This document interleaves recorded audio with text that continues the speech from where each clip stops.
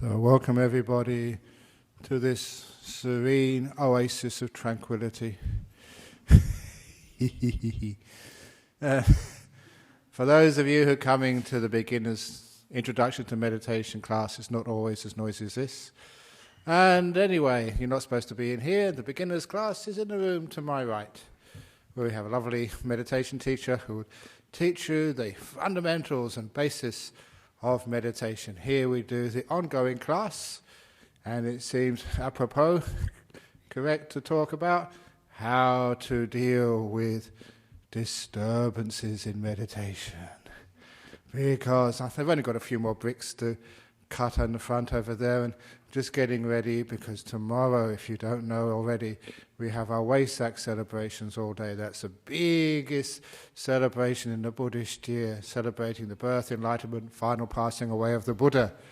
So that's a big day tomorrow, so we're going to make sure they're cleaned up and out of here by tomorrow, which is why they're working today. And for those of you who haven't been to that celebration before, please come along. And if you're not free that day, never mind, come anyway. It's a nice big day. And if you've got to see your mother or your father or whatever, bring them here. If you're visiting the sick, you can bring the sick here as well. Who knows, they may be healed on the holy day. But anyway, today we're doing a bit of meditation. And if you ever have any disturbances, like sounds outside, always remember the attitude which you can still get into very peaceful, deep meditation without having to be worried by sounds. Because the story, which has a couple of stories, the basic story, how to deal with sound, came from my teacher. Because in our local villages around our monasteries in Thailand, whenever they had a party. And they had huge loudspeakers. You could hear them a couple of miles away, really loud. And they would go on till about 2 o'clock in the morning. And at 2 o'clock in the morning, they would all go and have a rest. But at 3 o'clock in the morning, the monastery bell went when we had to get up. So only having an hour's sleep at night, which was not enough. So we asked the headman of the local village, can you just stop at 1 o'clock? Give us an hour and a half, 2 hours sleep. And he said, no. We just have to keep going on. And so we knew he wouldn't pay any attention to us. So then we went to see Ajahn Brahm, because everyone was afraid of the great master. We asked him, can you please tell the headman to stop at 1 o'clock? I'm sure if you said, he would actually follow. And he said, no, monks, I won't say to the headman, because, he said, it is not the sound that disturbs you. It's you who disturb the sound. And that was incredible, wonderful little teaching. Because it's true, the sound is just the sound, but it's when we disturb it, when we don't want it, when we regard it as an irritation, when we say, no, we don't like the sound, you should stop them for half an hour, it's that thinking, that reaction, that is what is meant by disturbing the sound. When we let it be, then it's not a problem anymore. And the second story, which emphasizes this, on how to deal with a disturbance like sound, or other disturbances in your meditation, is to remember just whenever you watch a TV set. If ever you watch a TV set, you should be able to notice that when you first start watching the TV, you can see the edges of the screen and many things beyond the screen. Maybe you have a photograph of somebody on top of the screen. Somebody once had a Buddha statue on top of the TV set, and I told them off when I visited their house. So they actually offered the Buddha statue to the monastery. It's not appropriate to have a Buddha statue on top of your TV set, because Buddhas don't watch TV. But anyhow, you notice if you did have something on top of the TV set, after a few seconds of turning on the TV, your mind actually shrinks, and all you actually see is just what's inside the screen. If you have a big TV set or a small TV set, it's exactly the same experience. Your mind fits in to the screen, and anything outside the screen falls off your area of perception. You just don't see it anymore. And that's exactly how you deal with things like disturbances such as sounds. Don't put it in the center of your screen. Keep it on the edges. The center of the screen is your breath or your body scanning if you're doing body meditation, or the piece. Keep that in the center. That's important. And the sound, the disturbance is over there somewhere. To the left, to the right. It's not central to you. The problem is when we make a problem of the sound, when we get upset by it, it becomes the main thing, it becomes central in the very middle of our screen of attention, and of course everything else falls off. So, say you're watching the breathing in the meditation, keep the breath in the center, and you can hear the sound, but you're watching the breath. The sound is not the central part of what you're watching. It's on the edge, it's peripheral. And keep watching the breath, keep watching whatever's right in the center, and after a while, you can't hear the sound. It just disappears, it falls off.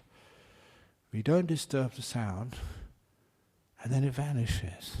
You disturb it, which means you make it important, you give it centrality in your field of attention, and the sound stays for a long time, and it really upsets you. Don't give it any added emotional importance. It's just sound, that's all. Keep it to the edge, and soon you'll just focus on what's inside. It's the same way that people can watch a movie at home, or they can be watching, especially guys watching a football match. I don't know if that's ever happened to your husband and to you, but maybe people have told me this is actually very true. Your husband's watching a footy match, and you come up and said, "Oh, no, there's somebody on the phone for you," and he doesn't even move. He just simply can't hear you. He's not ignoring you. He's just, your sound is fallen off the screen of his attention. He's totally focused on the football. Or you may be watching a movie, you're totally focused on the movie, and you can't hear anything else, literally. Because if you're really focused, and that whatever is in the center of your field of attention is really important to you, then everything else vanishes. And that's a wonderful way we can actually meditate almost anywhere, and we're not disturbed by any sound. Many years ago, it was like a political process about what was happening under the military junta in Burma. A few of the Burmese Buddhists over here, this was 20, 30 years ago when Aung San Suu Kyi was under house arrest, and they wanted to make a silent protest, and that was done in Hay Street, just opposite the Mall. And they invited me to come there. And when I asked, "What are you doing?" because monks don't usually protest, so we're just sitting meditation in the street on the pavement by the church. They had permission to do that, so that's what I did too. And so it was really wonderful to be able to meditate for 2 hours on the pavement in the middle of the city. And I remember I was opposite a shop, I think it was called Time Zone or something, where they had these video games and this music was blaring out in the middle of the city. And how could you meditate in a place like that? And that's actually what I did.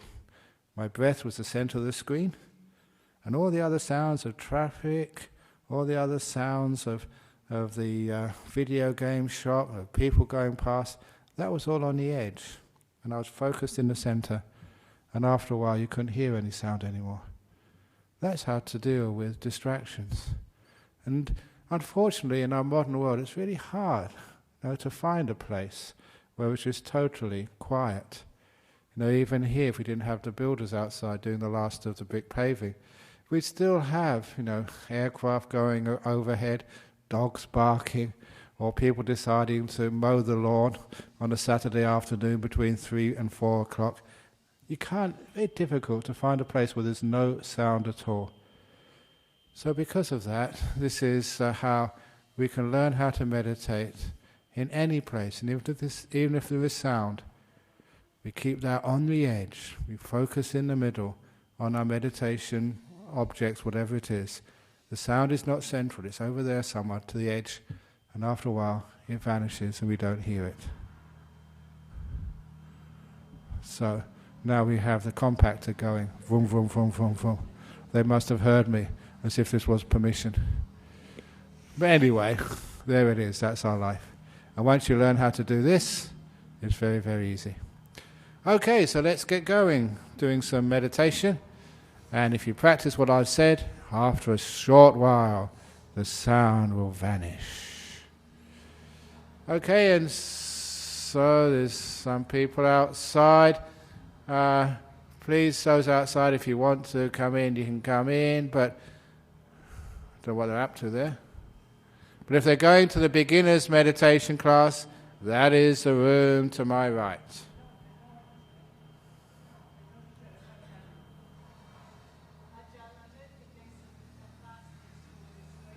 There's a what? The 5th week. Oh, that's true, the 30th. Okay, then they can come in here then. And they just, if they want to, but they have to learn how to meditate for a while. See what happens.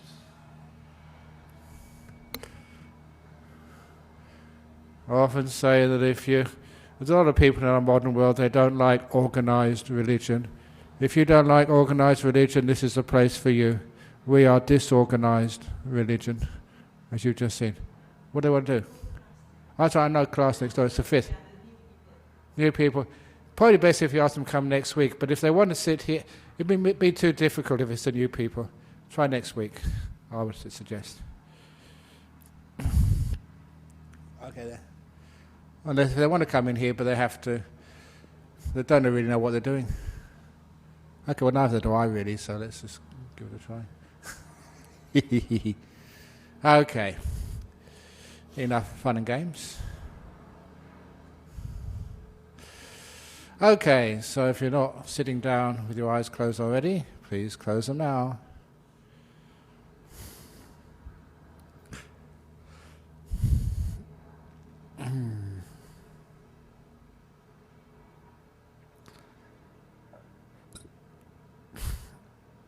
And first of all, bring your attention with your eyes closed to your body. So see if you can center on your body. And the body being like a bubble for you. And the sound is outside of the bubble. It's not central. Can you feel the sensations in your body now? How are your legs?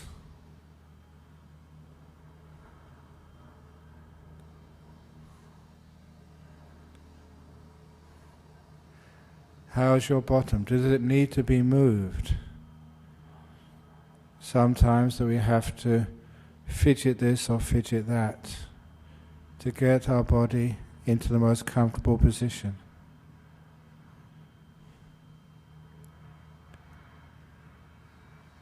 And if you have any tight pieces of clothing, loosen them. The back doesn't have to be straight like a stick. It can be bent backwards, leaning whichever way, as long as you feel comfortable. Is your body comfortable? How's your head? How's your hands? So see what you need to do to get your body really, really comfortable.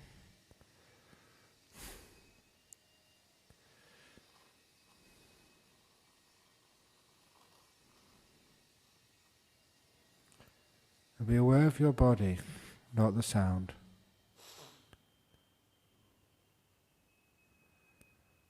And you soon find you can relax your body.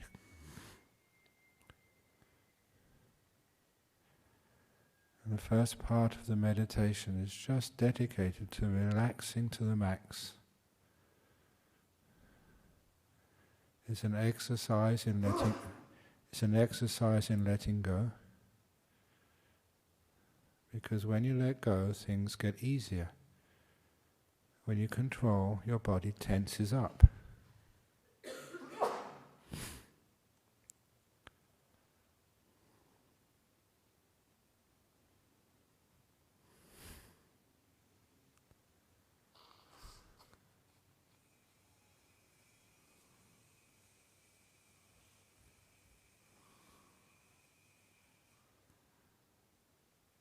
If there's any part of your body inside which is tight and tense, or irritating, focus on it.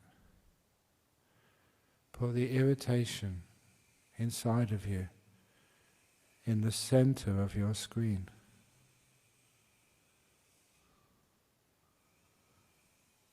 That gives you mindfulness.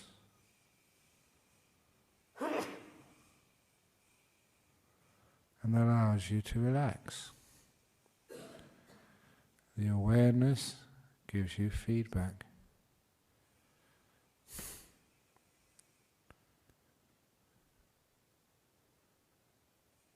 And you go through this process of being aware, relaxing. Keep the awareness, knowing it's getting more soft, more easy, more free, more peaceful, until your body relaxes very deeply to what I experience as the delight of relaxation. There's hardly any tight places inside, and any irritations are relieved.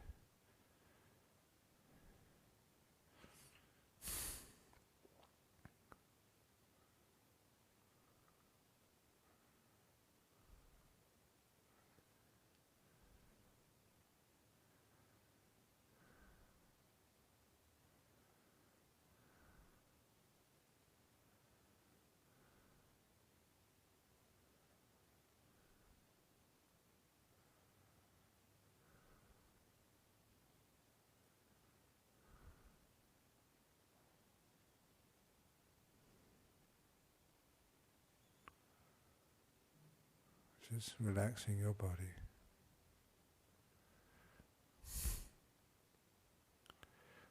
And once the body is relaxed, then we can let the body go. Just be inside of our mental world. Just making peace with whatever we are aware of right now. Not fighting it, not complaining. Not going anywhere else. Not lingering in the past or running off into the future which hasn't happened yet. But just being in this moment.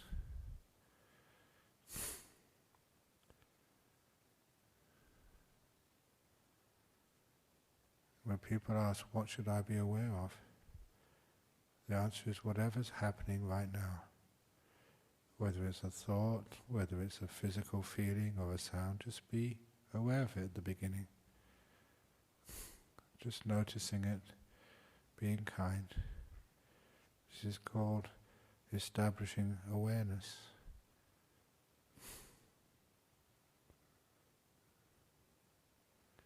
And in particular, be mindful, be aware of what I call the relaxation or the peace dial in your mind. Just like on a dashboard of a car, you have many dials, which shows you how fast you're going, which shows you how much petrol you have left in the car, which shows you how hot the engine is. There's a dial in your mind called peace, relaxation, ease. Be aware of that, how peaceful you are, or the opposite, how tense you are. And see what you need to do to take that dial deeper and deeper into peace, relaxation and ease. In the same way you relax the body, we relax the mind.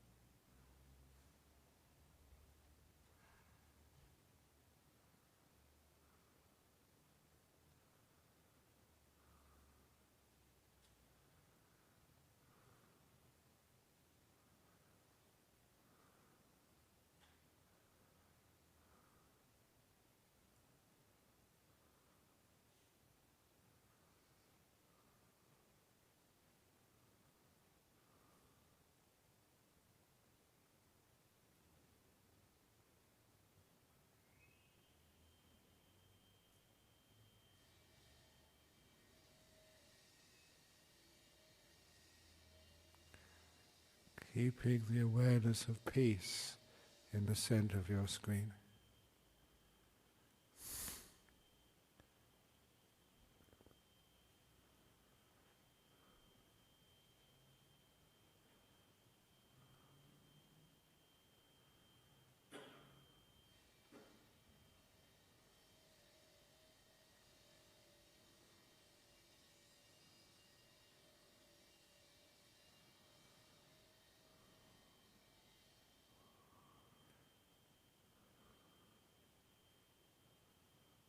Just relaxing the mind, not fighting anything, making peace, being kind, being gentle.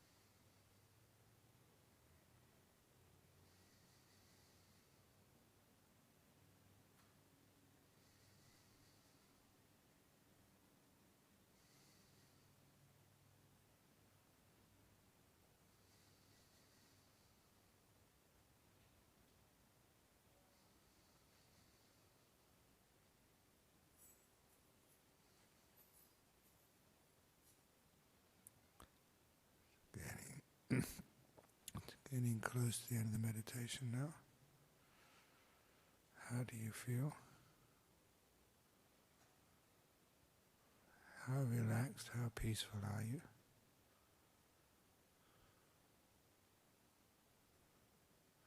And why?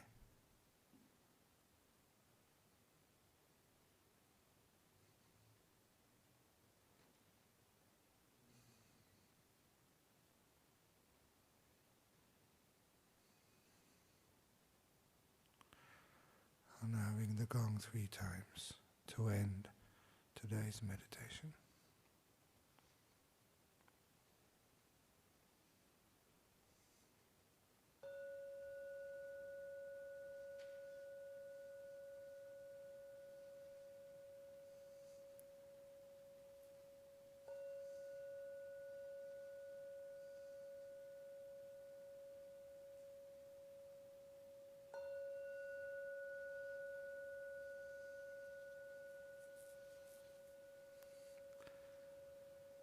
Very good.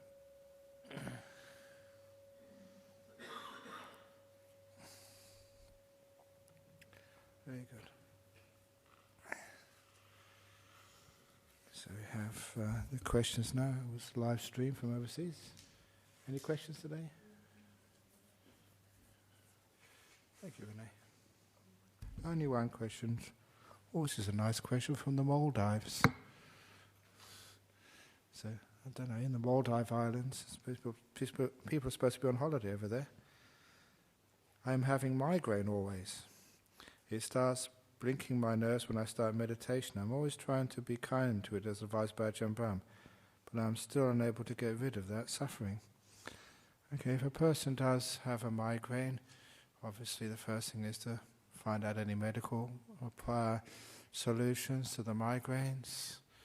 And if there's no medical solutions, and then the next thing to do is learn how to make peace with those migraines. I do remember one member of our Buddhist society here, he said he had migraines when he was a young man, and he was in the British Army. This was, and he used to say he was over in Germany, doing some maneuvers over there. And he said the only way he could deal with his migraines is just go deep inside of them. So deep inside the migraine, inside the body, inside the mind, always going deep into things rather than trying to run away. And he said because of the migraine he could get so deep inside himself that he couldn't feel any of the migraine anymore.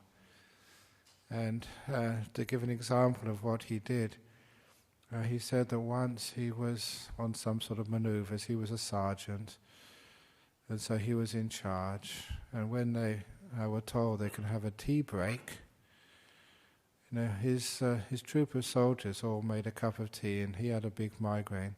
So he said, I'm going off into a barn, into a dark place, because in the darkness it would overcome his migraines, or help anyway. So he went into a barn, and he said he got into a very, very deep meditation, just went really deep inside of himself, to a place where the migraine couldn't reach. And apparently, to show how deep he had got into this meditation, some commander got on the radio, told the troops it's time to move, so they all put away their tea stuff and they got into the truck, and they were just about a kilometre down the road when they realised they'd forgotten their sergeant, so they went back again, looked for him, found him. He was in this barn, and there were soldiers. They picked him up and dumped him in the back of the truck. And 5-10 minutes later he came out of the deep state he was in. And he didn't know anything about being picked up by soldiers or dumped in a truck. And soldiers aren't the most sensitive of human beings. It just actually showed him that you can go deep inside yourself. And he got into one of the deep meditations. He didn't really know what he was doing, but always going in, to a place where the pain can't reach you. And later on, when he came to Australia and he found out Buddhism, and he became a Buddhist, sometimes he said, I can't get into those deep states of meditation anymore because his migraines disappeared altogether. But there was the pain of the migraine, really gave him incentive to really go deep inside and really get into a very, very deep meditation. So it's an interesting way of dealing with the migraines. Just go really deep inside of yourself. And if that doesn't work, not going deep inside of yourself, the other way is actually to make peace with the migraine. This is something which the Buddha said. He said there's two types of pain and discomfort. The first is the physical stuff, which you can't really do too much about the physical stuff because that's neurological. But he said you can do a lot with your reaction to it, with the emotional part of the pain. And that is that part of pain or discomfort when it's, I don't want this, I can't stand it, I'm trying to find a way out of it. Instead of trying to fight the pain, we let it be. It's a tough thing to ask a person because sometimes the pain can be just so debilitating. But you can learn how to let these things be, just to make peace with them instead of making war. And it's that attitude of making peace rather than war, which is one of the important skills which we learn from meditation. And if you have an ache which cannot be, or a pain, or an agony which cannot be overcome any other way, making peace with it really does work. I've done that many times myself. Other people have shown it actually works. There was one guy who used to come here years ago. Haven't seen him since. He's probably dead by now because he was towards the end of his life. And he had this very chronic back pain. And he was in the local, in the Osborne Park, the pain clinic for people with extreme chronic pain. And they could put all these gizmos on his brain, on his body, and to see what part of the brain is lighting up when he had this pain. And they could know it was really extreme pain. And in order for him to convey what he was feeling all the time, that they had he told me they had this very good little way of describing it, this gauge of the degree of pain. And he told me that on this scale of pain, his pain, which said he was experiencing 24 hours a day, was exactly the same as if you were having your arm cut off with a saw. So that was the degree of pain he was feeling. And because of that degree of pain, he was legally allowed to take, at that time anyway, any drug, even those which were supposed to be prohibited according to law. And it was such extreme pain that he could take anything for it. But he said what really got him to be apart from that pain is to learn how to meditate. He meditated so deeply into that pain. And he said they put the machines on him.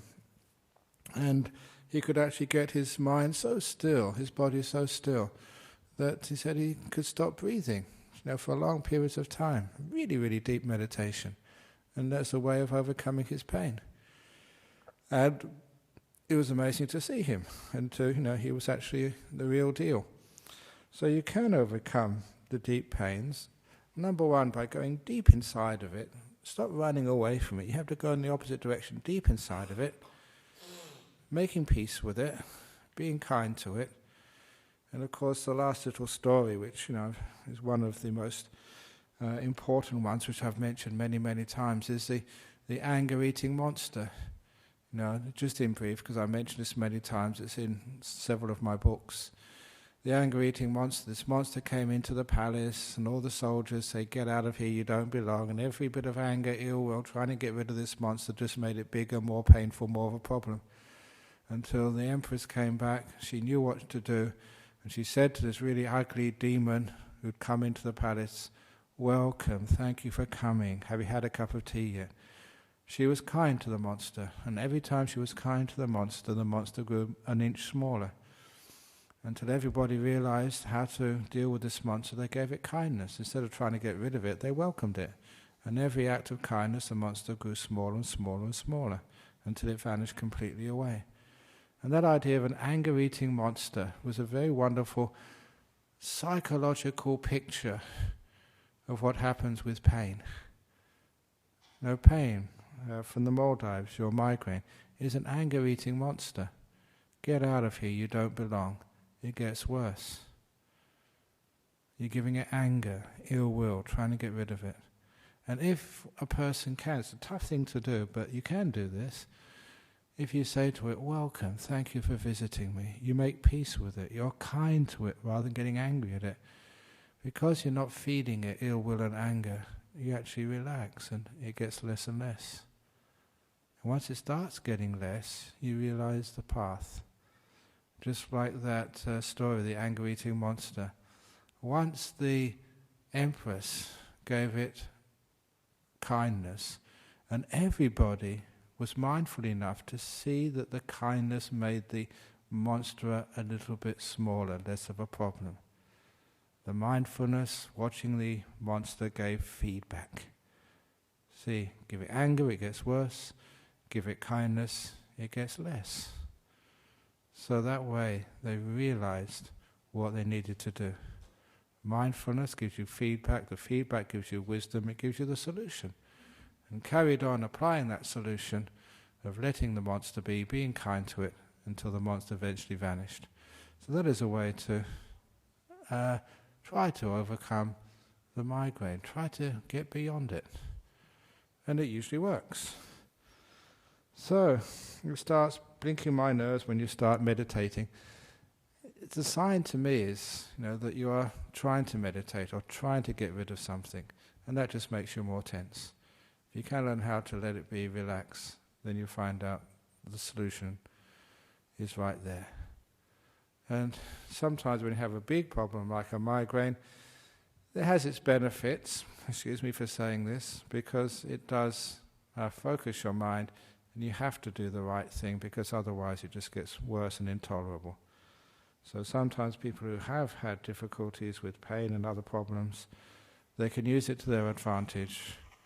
When I had the terrible noise in our monastery, I learnt how to deal with disturbing sounds by not disturbing them. If I hadn't had that suffering, you wouldn't have been able to do that. When you have very, very bad pains, it's a teacher. You can actually learn how to be at peace with the pain. So it does become, what was a problem, you turn to your advantage. So that was with the migraine. I hope that helped in the Maldives. It's a very terrible thing because other pains you can decide take medication, but sometimes the migraines, sometimes there's no medication available. You just have to learn how to meditate into it. Relax, make peace, be kind. Remember the anger-eating monster. And those are pretty good strategies which usually work. Okay, is there any questions from the floor today? Going.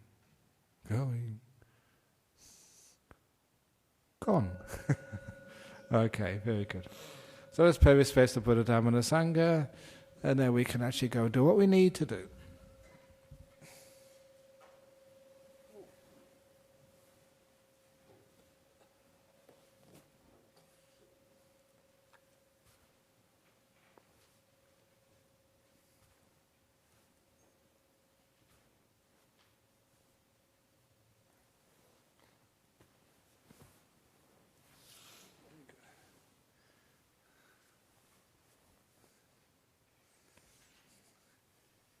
We finished? They're finished. Okay, what have you got, young lady?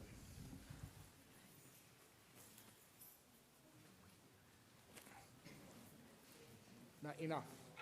I'm doing well. Okie dokie. No, okay. Remember that one? Sorry? Alice. Alice. Alice.